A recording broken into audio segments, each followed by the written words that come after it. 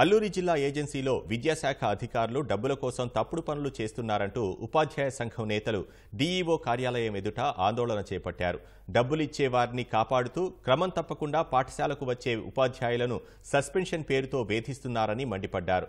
చాలా మంది ఉపాధ్యాయులు పాఠశాలలకు రాకుండా తమ స్థానంలో స్థానికంగా ఉన్న నిరుద్యోగ యువతకు 8,000 జీతం ఇచ్చి పిల్లలకు పాఠాలు చెప్పిస్తున్నారని మండిపడ్డారు.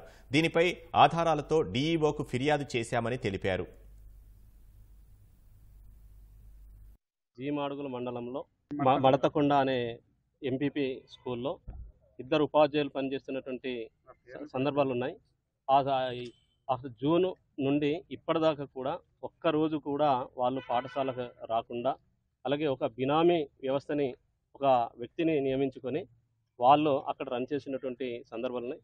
దానికి అండదండలుగా ఇక్కడ డిఓ ఆఫీస్లో ఉన్నటువంటి అధికారి AD1 వినయ్ మోహన్ గారు వాళ్ళని అండదండలుగా ఉన్నట్టు మాకు సమాచారం ఉంది.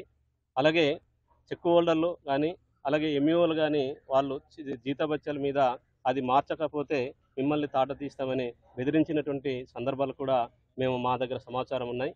అలాగే ఇటువంటి ఈ వినయ్ మోహన్ గారిని అతను ఖచ్చితంగా అంటే ఒక ప్రలోభాలు పెట్టి అంటే వాళ్ళందరినీ కూడా భయభ్రాంతులు సృష్టిస్తున్నటువంటి సందర్భాలు అయితే ఉన్నాయి. అలాగే గిరిజన ఉపాధ్యాయుల మీద ఒక కక్షపూరితమైనటువంటి వాతావరణం కల్పిస్తున్నారు, అలాగే వివక్ష చూపిస్తున్నారు.